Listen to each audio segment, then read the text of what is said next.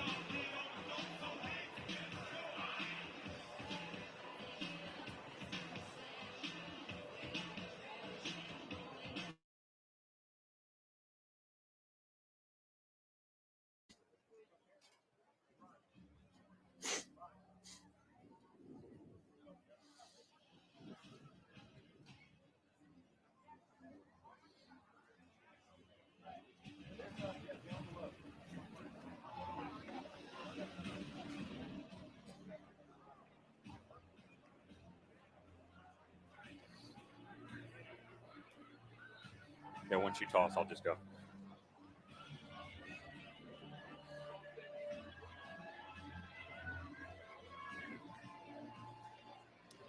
Back here from Cary, North Carolina for the College Cup semifinal. The first one, Clemson against Notre Dame. Beautiful weather, about 20 degrees warmer than it was last night. 55 degrees here, pristine conditions. Let's get to Clemson's lineup for Mike Noonan. We've seen it all year, the 4-3-3. You mentioned a little different, though, with the no striker here. Watch the right back spot, Justin Malou. He'll play really high, and within that rotation, this back line will flatten itself out. But you want to watch the guys in front. I mentioned 5, 6, 7 midfielders, the way that they start to rotate. You'll see 4, you'll see 6.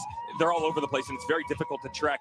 But the reason that they've been so stable throughout the season, George Mars, 3rd in wins, 3rd in shutouts, 11th in saves in program history. Not too shabby. The kid is Mr. Consistent. How about for Notre Dame, Chad Riley and the Fighting Irish? No changes whatsoever for the game that got them to the College Cup.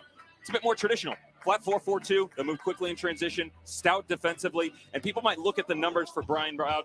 Do not disagree with what he does on the field. He's very consistent himself, even though they're great defensively. Especially in shootouts. They've won 2 in tournament scenarios. He's been huge.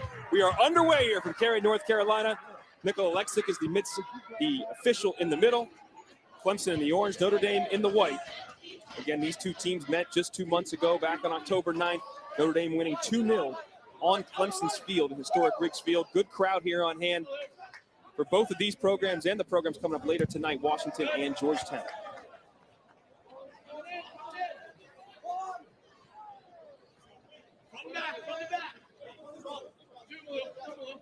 And you see Dawson McCartney lining up a long throw. Philip Quinton, number 2 in white, comes forward, the 6'5" center back. This is always a problem for teams to handle the long throws into the box for the Irish. The flick-on header by Jack Lynn, out for a corner. Let's go. Works down, Timberloo. Here we go. McCartney, the transfer from Dartmouth. 7 goals, 5 assists on the campaign, will take the corner. Key for Mike Noonan is dealing with set pieces with this big physical Notre Dame team, and this is their first opportunity to serve one into the box. Hey, go, Quinn. Go, Quinn. Then comes short, back to McCartney.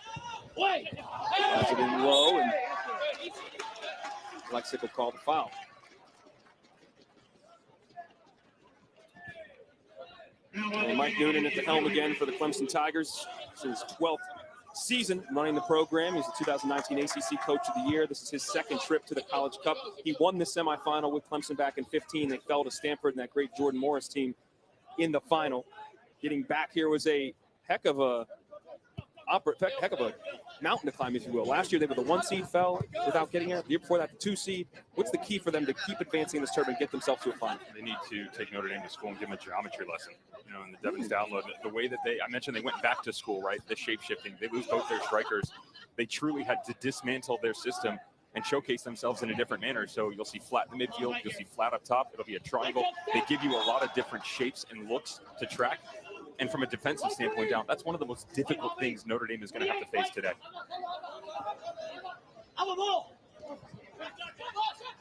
Jack Lynn, 2-time first-team All-ACC performer. Now 30 career goals for the Irish striker.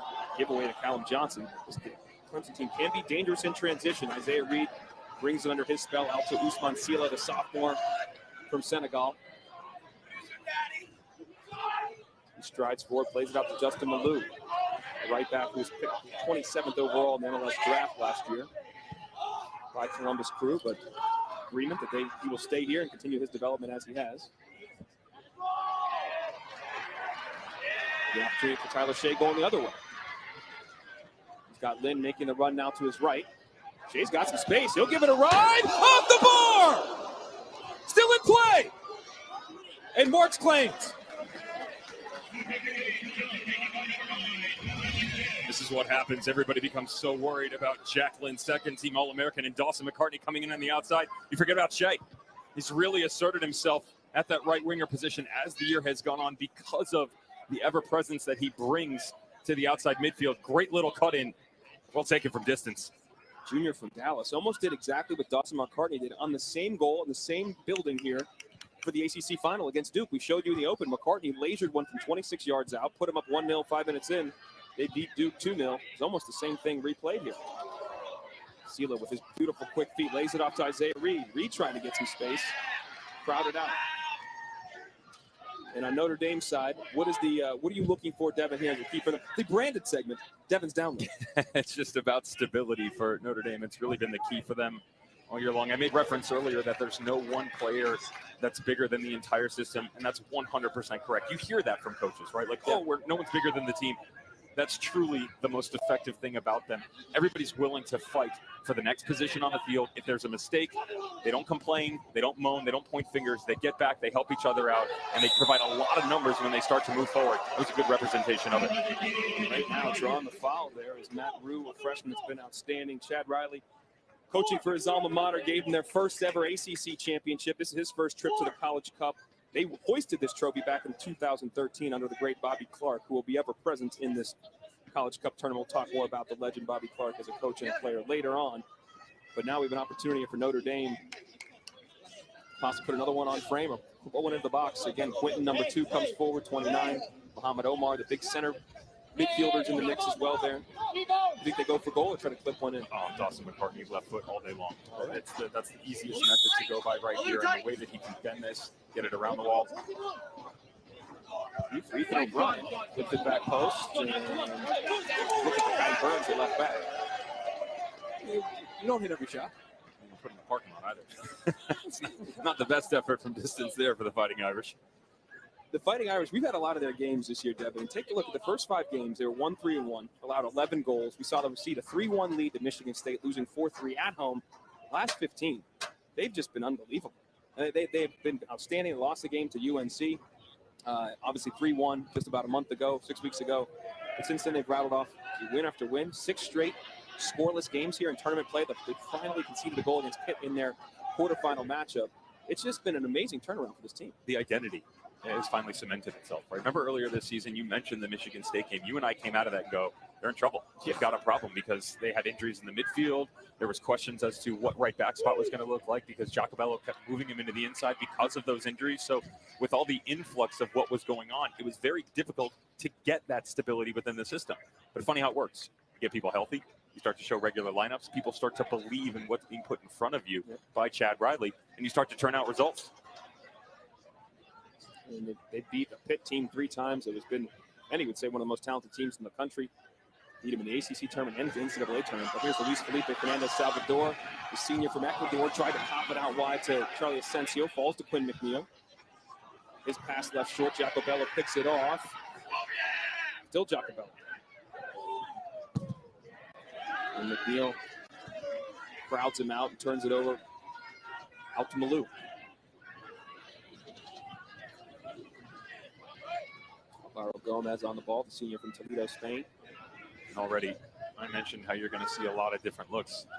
Look at Usman Sila dropping down into the pocket. He was really high to start the game. Callum Johnson was down in. Now he's onto the front line. It's very difficult, Dallin, to understand where the threat is going to come from. Conversation with Mike Noonan, I said, would you have ever known? Through the big turnover here. Opportunity, 1v1 against Oscar Ogren. Lays it off to Lynn. Lynn's touch let him down. Did you get that first time? Come back across, too. That's difficult. You've got numbers, and you feel like you can win that battle. You can't make the argument if he doesn't pull the trigger at the same time. The support is right there for it. And said, would you have ever said that you were going to be here? Yes. I believe in our guys and what we were capable of. But this was a team earlier this season. You could pen it in. 4-3-3, knew where the threats were going to come from. You had your big striker up top, overlapping runs into the channel. Now, when you watch them on tape, it is very difficult to pinpoint where the threats are going to come from. It's left, it's right, they go direct, they press, they back off. They give you so many different looks. And so for Notre Dame, this is a very different team than what they faced in October. And Mike Noonan, for both teams, they're great. He said Notre Dame's the same pretty much, but they do it better, faster, stronger, more confident. And they obviously, as we said before, beat them on their field. If you're Notre Dame, then how difficult is it to handle when they're changing all the time and they're shape-shifting and whatnot? How hard is that to handle for the midfield and the defenders? As a player, especially having seen them in a different light, you're going to think, okay, this was the tendency then. But knowing how good they are in preparation for their games and what Chad Riley puts in front of them, they'll know that there's still tendencies. Like, we've gotten to the point of the season, and you know this very well, there's no secrets. There's no smoking gun that's going to come out and go, oh, we're coming this way. We're going to attack over here. Opponents. Bingo. So the fact that they've already seen each other, you know where the changes come from, the sample size. You're 7 games running right now without a starting number 9. So you're going to get a Luis Felipe Fernandez Salvador rotating out of the middle. You understand that Sila is going to be all over the pitch. This is just down to communication for Notre Dame. You don't have to worry about one singular player, which is kind of nice, but at the same point in time, worrying about all of them just comes down to be able to talk to the guy next to you, pass players on, and trust in that belief. Blue on the ball, all freshman team in the ACC, back to Ethan O'Brien. Shea. Working against Charlie Asensio. Eats Asensio. Gonna get end line. Can he serve it in? He does. Marks is there.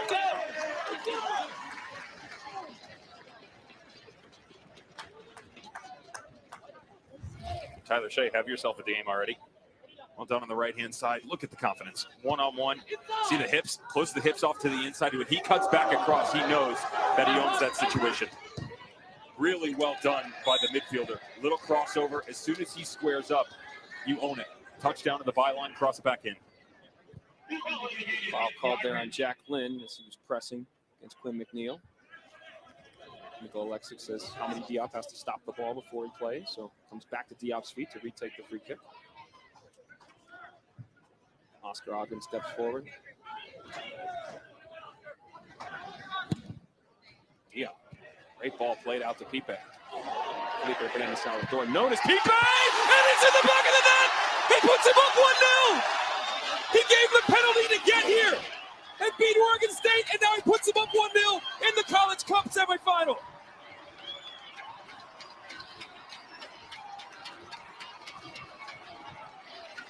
As mentioned, you don't know where the threats are going to come from, but the problem is there's still multiple. It's on the back end of that because of the fact that there is no 9. In reshaping this system, they come from all over. Midfielder on the inside, you get rotation from the out, but defensively for Notre Dame, you got to step in here. Very rarely do you see Mo Omar, their holding midfielder, miss a tackle in this fashion, and then look at the space. Philip Quinton doesn't step up, 25 yards out, but this is easy pickings for the number 10.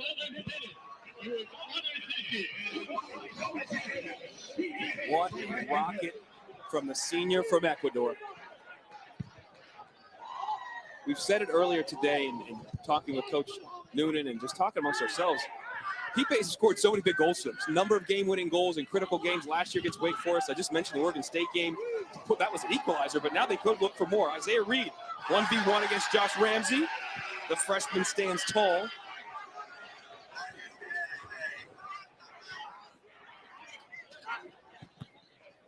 This is a Notre Dame team again. That's the second goal conceded in the last 8 matches. This is a team. Phil Quinton told us yesterday, their center back, saying, "Hey, we're going to be resolved. We're going to be resolved. We're going to have resolve in the back. We're not going to concede, but if we do, we're going to bounce back right away. Keep our head up." Easy to say in practice. How hard is that to do 11 minutes into the game in this stage? You're about to find out. Yeah. No, but the other side of that is from a tactical standpoint, look, you want the confidence to step up right away from Notre Dame. If you could pick one area that would be of concern, because it's more of a traditional shape for the Fighting Irish, in this flat 4-4-2, it's right in front of the center backs and it's just underneath the strikers. So you build through the 6, and you're holding midfielder if you're Clemson. At the same point in time, you get one of those 9s or false 9s to drop down in, which they frequently do. And that was a good look at it where, notice, Luis Felipe Fernandez Salvador, he didn't overstep himself. He let the play develop in front of him. And even though it comes off a mistimed tackle by Mo Omar, if he would have stepped in there earlier, that space is closed down because that would have allowed the back line to come out at him. Instead, bided his time, good little touch after the tackle, and then you just pull the trigger.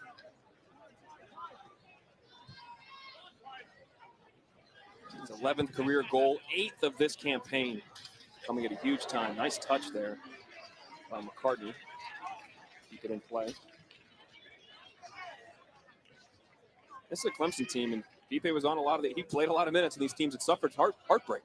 You know, losing when they were the #1 seed last year to Marshall in the second round of the NCAA tournament. The year before that as a 2 seed, not making it to the College Cup, but getting to this point now and find themselves up a goal early against a tough Notre Dame team.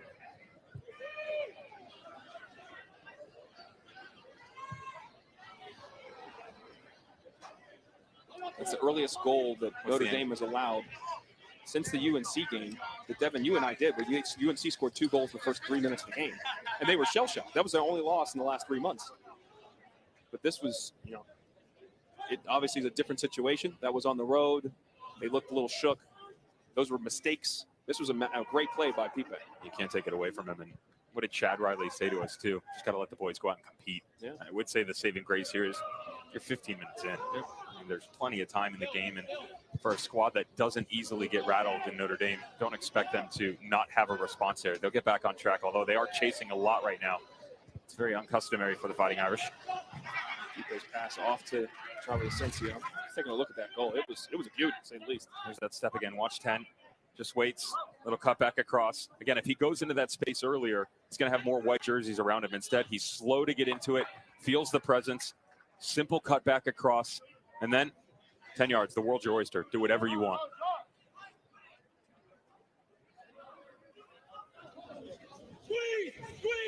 Omar's pass goes out of bounds. The senior from Canada, Mo Omar's been a critical guy in the midfield for years for this Notre Dame team. He told us yesterday, Devin, that after a horrible spring season, they are on the field at Notre Dame in Alumni Stadium. He has a broken foot. He was worried about him. He was worried about getting himself healthy, but he said that was a turning point. We all sat there and kind of committed to each other, committed ourselves, that, hey, we got more talent than this. We're better than this. Well, nobody thought that. And they were picked last in their division, in the Coastal Division, 6th in the ACC. They win the conference. They find themselves with playing 4 games, too, because UNC lost. They fell to the 5 seed. And that day, he said, was a turning point for this team that long ago, 7 months ago. One of the great things about that is not only do you find that brotherhood, you get results out of it. The problem that comes with it on the back end is that belief that maybe this team isn't as good as people think they are. That's probably gone by now. You beat Pitt, what most people, myself included, regard as one of the better teams in the country 3 times, including at Pitt, which just never happens, right? All of a sudden, everybody's looking around going, I think we need to pay some more attention to this Chad Riley squad. They've got everybody's attention. They do have a deficit now, though. Gomez over Malou. He tries to drive it in, goes out for a throw.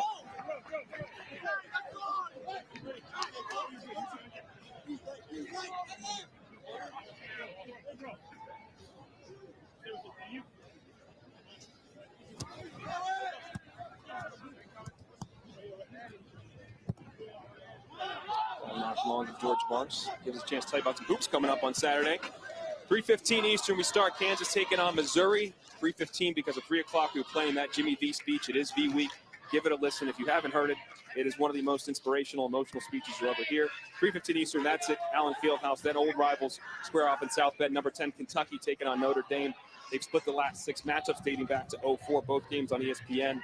One app, one tap. In terms of the Notre Dame game, too, my man, LaFonso Ellis will have his jersey retired in the Ring of Honor. Congratulations to Fonz. Hopefully Notre Dame can send him out with a big win over a number 10 ranked Kentucky team.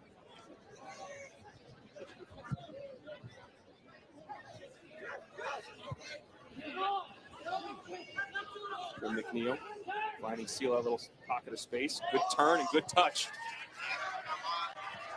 Malou's got some room, and he's got runners in front.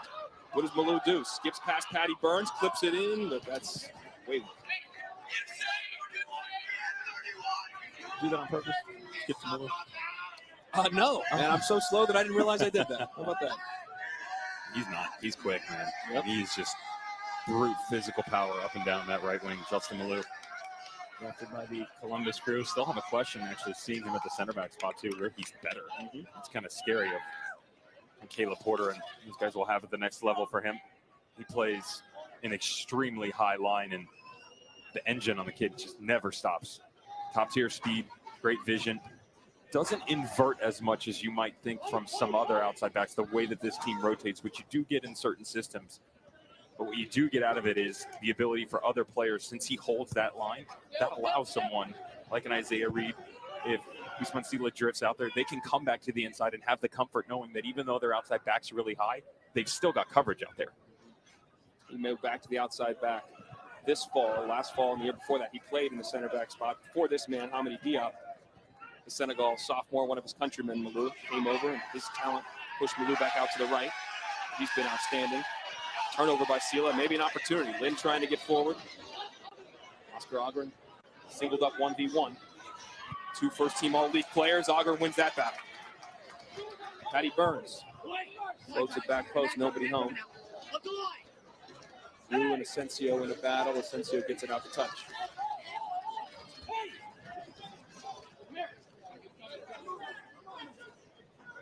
Hey, let's go! 27. Blue, get out. Front the loop. Blue! Wait! Long throw again. As we said, you'll see a lot of that. McCartney has a chance to serve it back up. Shea got his head on it, couldn't direct it properly. Rolls out. Mentioned Oscar Ogren, captain of this Clemson team, the junior. Interesting story. He got to Clemson because his father, Per, played with Coach Mike Noonan over in Sweden. When Noonan went over there in the mid-'80s, NASL had just shut down. He goes over to play and is trying to work his way into the Malmo club, which is one of the premier club, really, in Sweden. And they didn't really work out there, but they became very close friends. And Ogren was able to be part of that academy, too, then got cut. And Noonan said, hey, he's going to develop just like his dad. Come back to that in a second. Shea may have an opportunity. Shot deflected. He said his dad was a late bloomer. He'll be a late bloomer. I want him over at Clemson. He had the inside track. This young man was a first team, is an all-ACC freshman team, second team all-ACC. Now he's an All-American, first team all-ACC, Mac Herman, semifinalist. That is talent identification, recruitment, and using every opportunity you have to get a great player. A lot of the coaches, not just within the NCAAs, but at the next level, look at him as one of the best center backs in the entire country. And I had 2 big takeaways from that conversation, by the way. One, his physical power, that development side of it, because he's gotten bigger, he's gotten taller, he maintains that presence. When you're matched up against someone like Jack Lynn, that's what you need. To develop that late doesn't happen for everybody. But to your point, he's got good genes. My second takeaway was, I got to listen to you more, because apparently you've told that story before and I didn't hear it. You don't call every game with me, so maybe it was somebody else. But yes, his father, Per, ended up playing and was great at Malmo, was the director of the team, of the club there for a number of years. They actually just fell out of their group in the Champions League and are not part of the Europa League either. Big collision in the middle, yeah. Rue is slow to get up, but he's working his way back to his feet. And Omar pings it out wide as Rue strides forward. McCartney on it. McCartney now has room. He might take a shot. He does! Oh, the post again! Rue has a chance. Was he taken down? He was! Alexic points to the spot.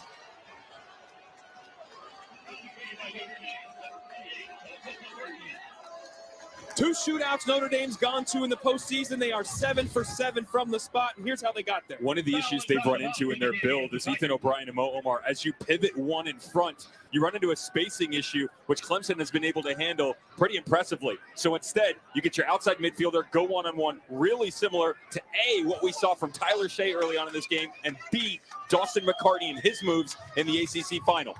And that cut back across, great strike. George Marks gets a little help, but he's going to lead a not more from 12 yards out right now. Jack Lynn to step to the spot, the senior. 30 goals in his career, 2 for 2 from the spot on the year. Dominique Diop committed the foul to set up this penalty. That sophomore's had an issue with that throughout this year. Can Lynn capitalize against George Marks, another senior? 2 all-league players in the ACC. Lynn wins! Just enough power on it, past the outstretched hand of George Marks, and we are locked up at 1-1. You go all the way back to the initial challenge. Watch coming back through. Everybody on top for Notre Dame. They don't sit and ball watch. They get right back to it. Very well done by the freshman Matt Rue. Cut back across. It's a pen, an opportunity. And how calm is this kid? Jack Lynn just scores goals in any which way that he can. A lot of pace as he hits this with his instep to beat the extremely talented George Marks. You wanted a response? You got it. 10th goal of the campaign, 31st of his career. He's the 12th Notre Dame player to go 30-plus goals. And Dominique Diop says, I'm okay, I got it. Sophomore from Senegal. He's a very talented young man, but he's committed a number of these fouls in different games. The Duke game comes to mind where he got a red card and gave up 2 penalties. Obviously here, he's going to have to shake that off and move forward. Newer center back, what is that feeling like? Not to make you relive nightmares. You but want, please yeah, tell me. appreciate it. Thank you.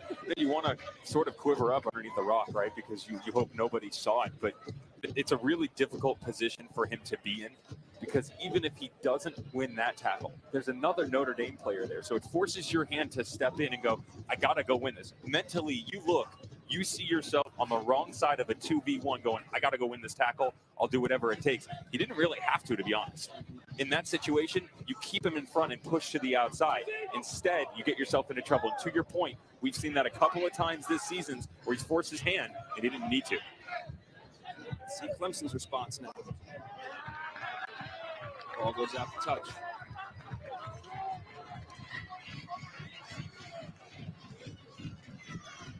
Quick break in the action. More great soccer coming your way. 26th MLS Cup played tomorrow, 3 Eastern, noon Pacific on ABC and the ESPN app. Portland Timbers taking on New York City FC at Providence Park, one of the best venues in our country.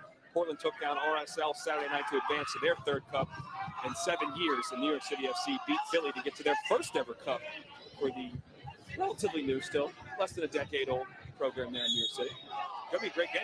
They don't really know anything but success, though, do they? So they don't have a title yet, but they've been right there every single year. I will tell you, just to put a bow on that entire thing with Hamidi Diop, still extremely talented, but if I'm one of the guys wearing a white jersey right now for Notre Dame, I'm going right at him. His confidence is going to be shook because of the fact that he just gave that up.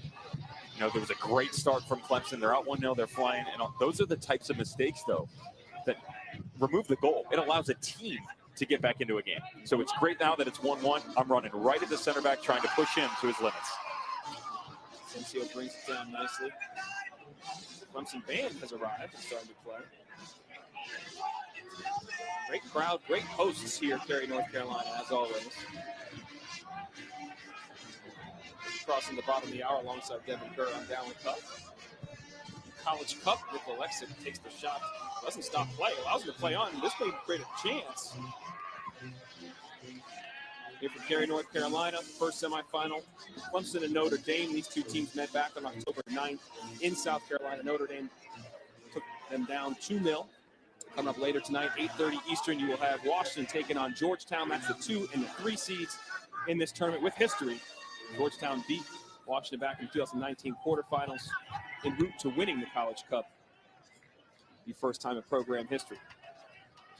Let's take a look back at that game and preview what we're going to see here tonight in our second matchup, the halftime of this one. But it's been a great first half so far, 24 minutes in. Clemson changing their shape again. More to a double pivot in the midfield. They've moved Alvaro Gomez just to the right a little bit more alongside Quinn McNeil. Allow those two guys to get on the ball more than we saw past couple of minutes as Notre Dame has got back into this game. Opportunity here. Callum Johnson in the back post. Jacobello just got enough on it. Charlie Asensio trying to bring it into Sela. Couldn't connect.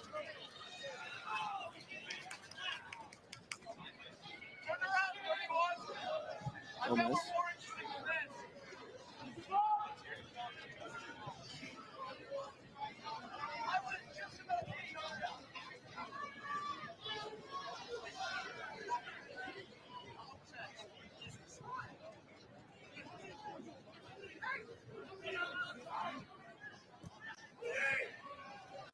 Combination play between Sela and Johnson. Sela loves operating in tight spaces. Almost got it to the feet of Reed where he could turn and shoot.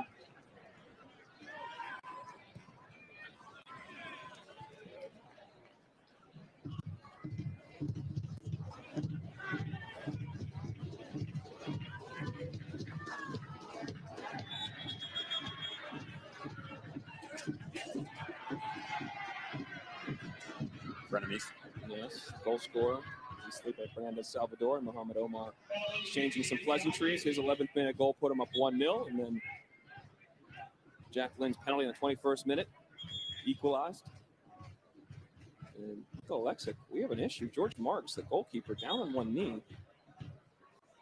And as you mentioned earlier in the show, he's third all time in wins and shutouts in the history of Clemson's program. He wears the armband for him. Makes so many big saves and really anchors that back line. Don't want to see this, period. Especially, though, if you are a Clemson fan or Mike Newman. Into that upper hip area. Hip flexor. Sometimes these guys playing out of the back, and he's really good with his feet, by the way. Tweak things a little bit, and the fact that they've already got reinforcements up and moving. The question would be is, which direction do you want to go here? Is off the ball, we didn't really catch anything in the run of play. Trevor Mannion, the sophomore, is up and warming up, as you just saw, getting loose. Yeah, he has not played. Mannion did not play a game this year.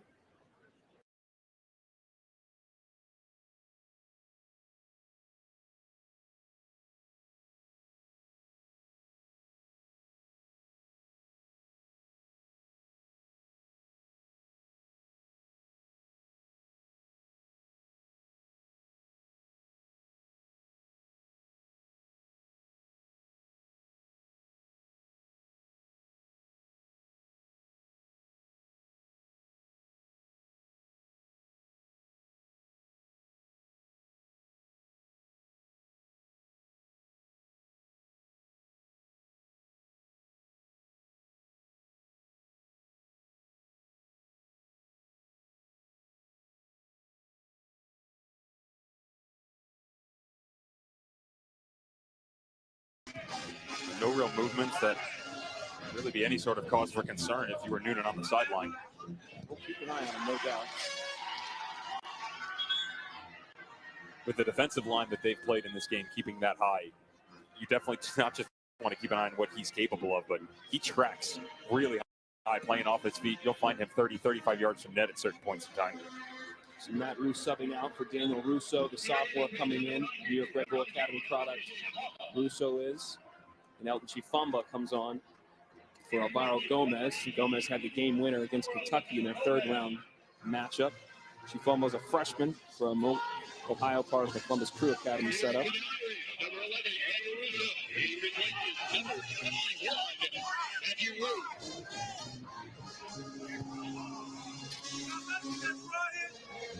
Russo gets his first touches. Clemson band is playing the Eye of the Tiger. I feel like they should be playing the Karate Kid song, and Russo gets in there. I know it's not their thing. Daniel LaRusso's going to fight! I had to get it out of the way. No, I'm just gonna. Why would you stop now? I'm gonna do it. Subconsciously, it's gonna come out at some point. I may as well lean into it. What are the odds these, either the people in the band or the guys in the field, have actually seen the original?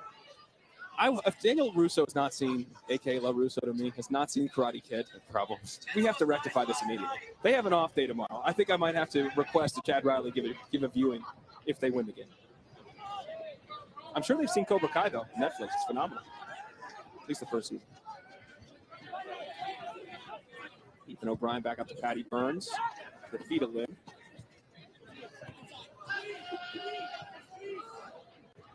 Omar.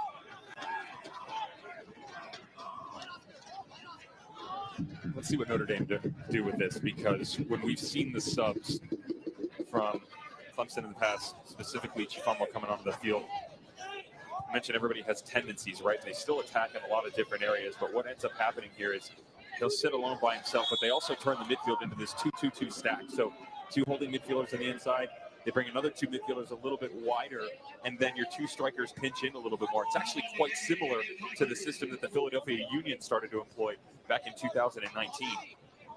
What ends up happening is a lot more space on the inside. That benefits guys like Mo Omar, Ethan O'Brien, and then the cut-ins that we've seen opening 20-25 minutes from the 2 outside mids for Notre Dame. Harding takes it quick. Lynn might be there. Falls. Omar's there, but whistle is blown. Contact there. A foul called on Philip Quinton. His bodies were strewn about. 6th foul of the match for the Irish. Well, Omar was licking his chops on this one. Big target all the way on the backside. A lot of times you'll see the Irish, they're from set piece situations or dead balls down in the corner. They like to work the near post. But when you have that much height, you'd be crazy not to ping one up over and let someone like a Quinton or an Omar run underneath it, even just for a redirect, because now you're challenging the defensive shape of Clemson. A lot harder to track something on that ball coming back across.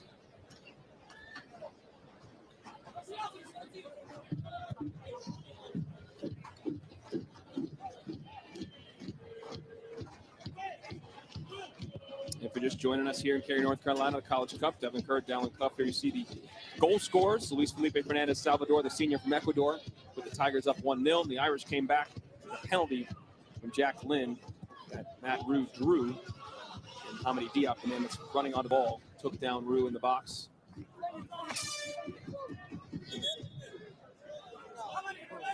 A couple more subs getting ready to come on here. For Notre Dame, Reese Meyer will join the fray for Ethan O'Brien, junior from Baltimore. And on the other side, Tim Strobeck will come in for Isaiah Reed.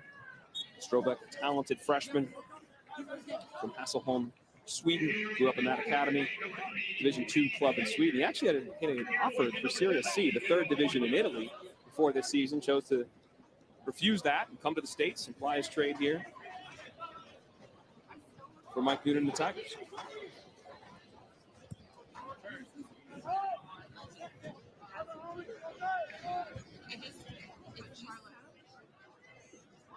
Chifumba looking for Asensio, turns it over.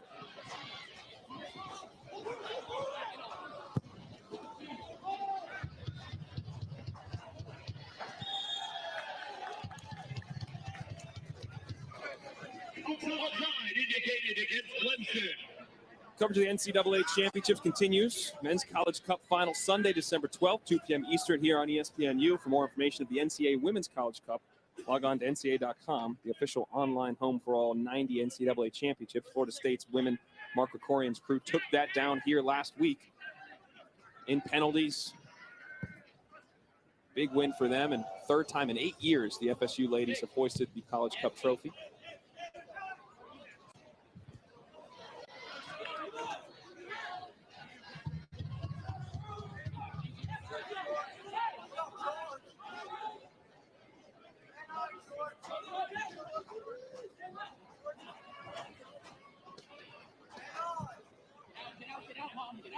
Strobeck, his first foray, touches it on to Callum Johnson, a super senior, transfer from BC, part of the New York Red Bulls Academy.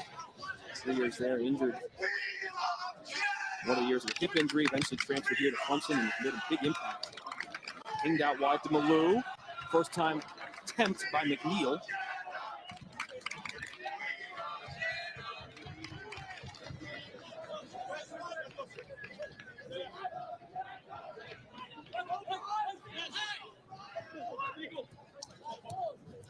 Sela, good turn.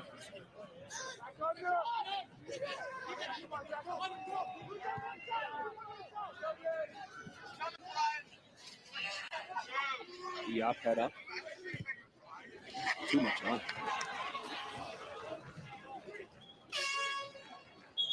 All-league, second-team all-league player. Dominique Diop, freshman year. She was at the spring season. He couldn't get over here in the fall last year because of COVID. He and Ousmane Sela could not get out of Senegal and get to Clemson. So Diop now is an all-ACC freshman team last spring, second-team all-league player this year. I mean, maybe not his best day so far. As Mateo Costa comes in the match for Tyler Shea. Costa, a freshman from Skokie, Illinois, at Chicago Fire Academy. Doesn't get a lot of minutes. Pardon me, Kyle Genenbacher. I can read numbers at some point in time. I was told there'd be no math, but I should be able to read numbers, right? Not good at it. Genenbacher, also freshman from Farmington, Missouri.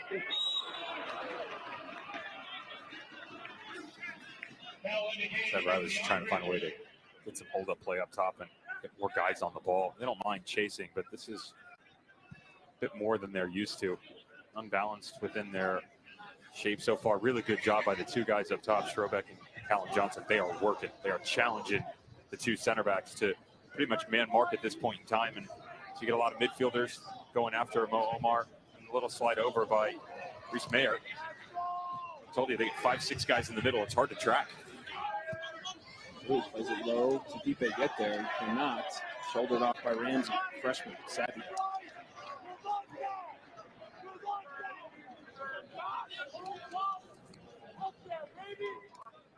Josh Ramsey, freshman from Plano, Texas. Part of the preliminary U17 World Cup roster a couple years back. Notre Dame's got a couple great freshmen, man. Genenbacher was tough with him coming in, but Ramsey's been a stalwart back there. 22 starts in 23 matches. You see Eno Ento from Derby County, a championship club over in England. He's got 5 goals in the campaign. His minutes have dwindled as they've gone on this run, but he's a talented freshman. And Matt Rue, we've already mentioned, he was all ACC freshman team. 7 goals, 5 helpers, tied for the team lead. Really impactful young group with a bunch of great upperclassmen as well. A lot of the guys already have the pedigree coming from their academy level. And Matt Rue's academy team just won the USL Academy final. And I kind of asked Kiki Wallace, their coach, about it, and he said, yeah, we miss him. Got a lot of talent, but we definitely miss him. And, you know, a player that can immediately step in, have that mental focus alongside someone like a Jack Lynn, who has really been the guiding light for this Notre Dame offense ever since he stepped onto campus. It's not easy. When you're used to being the guy within a team and you have to share that load, that's a very difficult thing to do. But that feeds into what Chad Riley talks about. We don't want individuals. We want guys that are willing to work more than maybe they've been used to, that maybe their numbers aren't going to be as high. But the success on the other side, you're going to reap the rewards in that area. Lynn had nothing to praise from Rue, too. He said he's a great young player, plays on both sides of the ball. His defensive, he's great at nicking that ball and causing turnovers in their own opponent's defensive third. Obviously good at goal scoring, great knack for the ball, great movement. So Lynn praised him, and they've had a great partnership. And also Russo when he comes in 11. Those 3 have been a great triumvirate.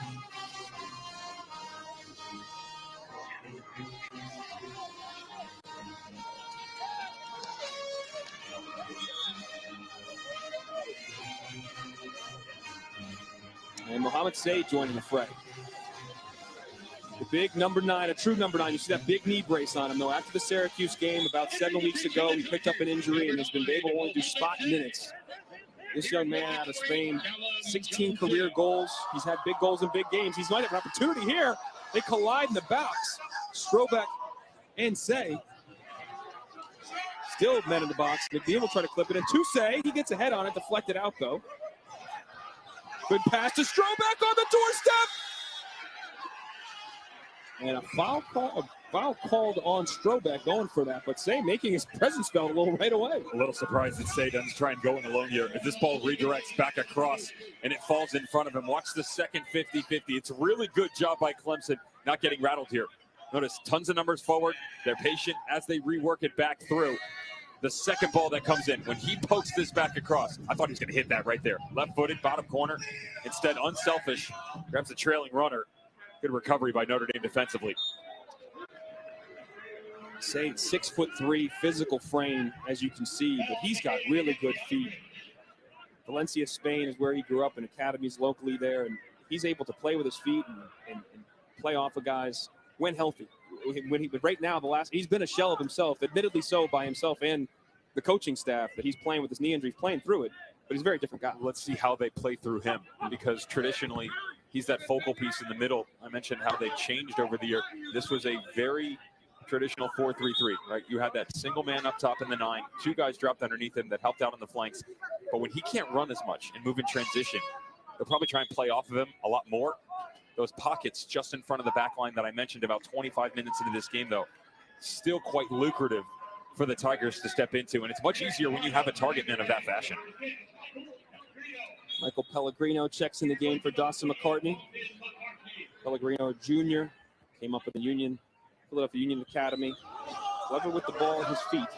George Marks has the ball at his feet now. Still a little gimpy when he got rid of that. Remember, he was being stretched out earlier. See some attention.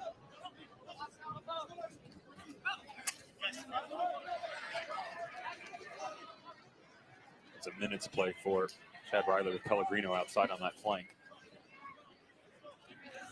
To find. What do you mean a minutes play? Yeah, he's a central located player that hasn't really been healthy all season long. Started the season slow because of his injuries, and as they've got him back in, O'Brien has just been so good. You can't take him off the field, so you push him on the outside. You're just trying to play through him, more possession, get some guys some rest. Might find Philip Clinton's head, almost did, and there was some contact as Clinton's holding his head as he runs back, and Tommy Diop is down on the deck.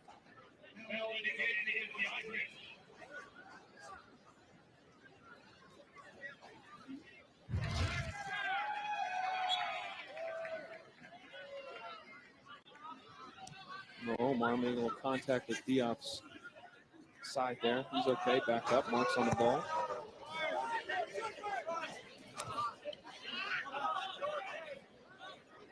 You can tell the way that he's pinging the ball with George Marks. He's feeling it a little bit, not in a good way. He's thinking the exact same thing, watching it float up in the air. I mentioned how quick they are to push Justin Malou far on that right-hand side. That's because they trust that man right there, George Marks, so much with the ball at his feet.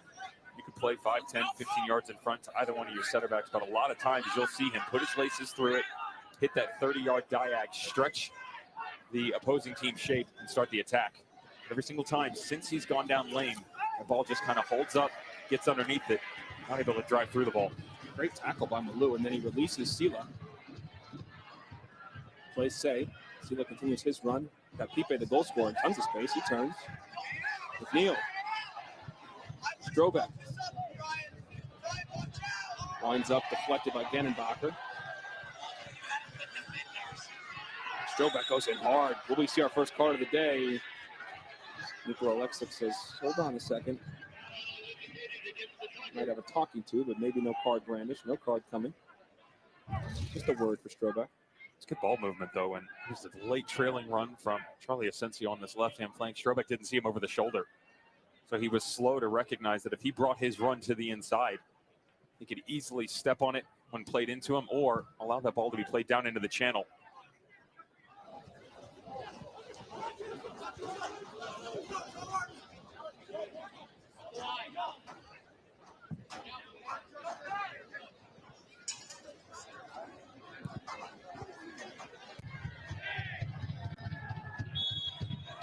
Foul going to be called on Mo Omar. I was wondering what he did. Should this have been a handball call as Strobeck wound up? There was two. I thought that one was definitely a handball with his arm extended away from the body. The second one's harder, right, because it's much closer. And everybody on the field was pointing for it. Yep. He was in a good spot, too. Just missed that one. I'll give him one. I'm sure we'll have some thoughts on the refereeing later. Why we usually are. Maybe not. Hey, we've got a good start here. Well, the problem for me is now I've been fortunate enough to make friends with the head assessor and the head of referees, so I know he's listening, I know he's watching. I also got to make sure that I'm still on the Christmas card list when we get done with this game. No! You're just openly compromising your objectivity for a Christmas card? It's a good picture.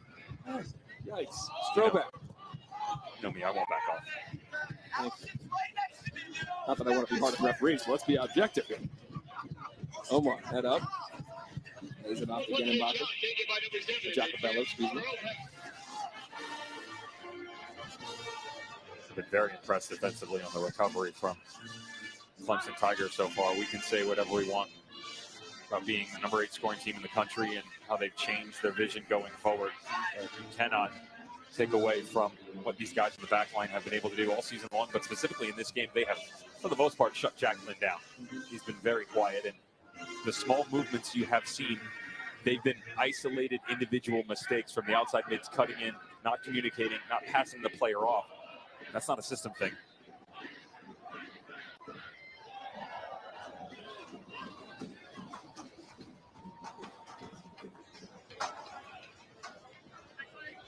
The pass found its way to Asensio.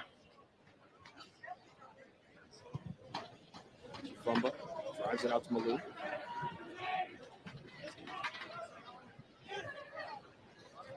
Good plays it to Shea. Shea just pushed off the ball. I think it's where you see it more than anything else. He's physically imposing, but he's so easily moved. It's like he's playing on one leg. Oh, Omar goes over the top. No call made. Bumble forces a turnover, though.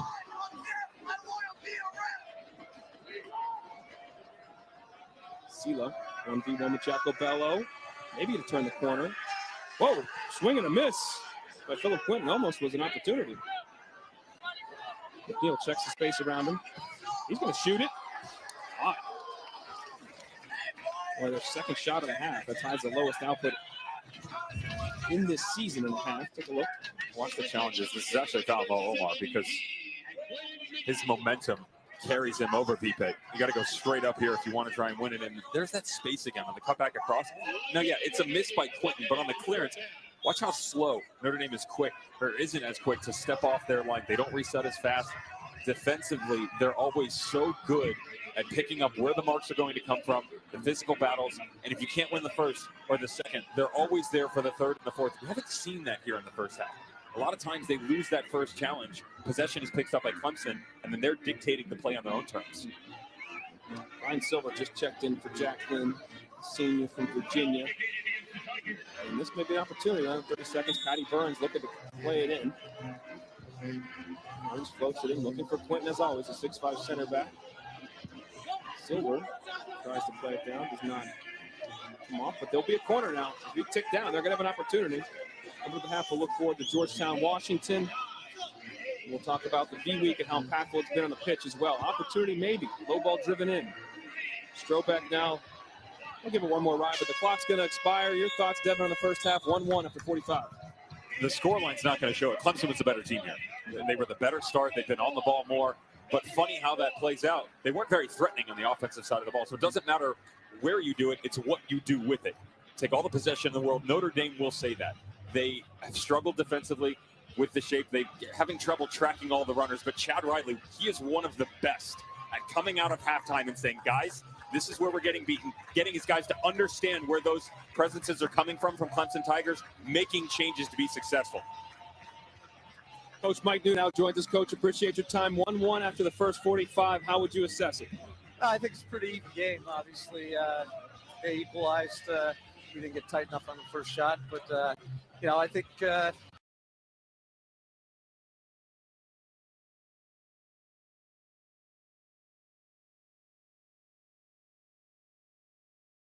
around the 25-30 minute mark. What's his status right now as you go into the dressing room? I don't know. The trainer says he can play, so he can play. He's in there. Thanks a lot, Coach. Appreciate your time. All right, thanks, guys.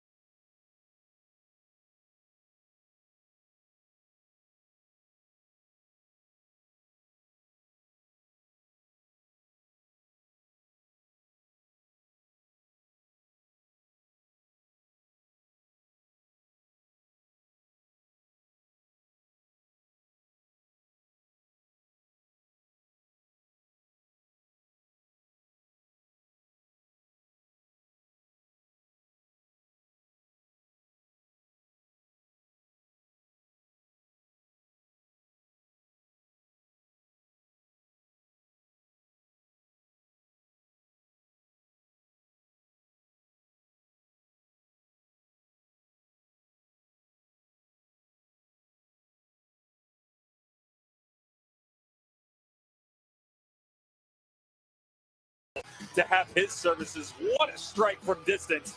They weren't great all game long, but they were really good for the final 15 minutes. When you see Zawadzki, that was his freshman year, now as a junior, excuse me, his sophomore year, now as a senior. He's had an amazing career. Big East Defensive Player of the Year. He's a MAC Berman semifinalist. Dylan Tevez on the other side, all Pac-12 first team, also a MAC semifinalist. He's had 2 hat tricks, folks, not of the year. In the NCAA tournament, 2 out of 3 games. That is the first time that's ever happened in back-to-back games. He has had hat trick. We will preview to talk about more of this game coming up, 8:30 Eastern. Can't wait for it to kick off. This game kicked off with a bang. That's Pete Bang. Big goal off the post. They equalized the other one. We'll give you full highlights after the break.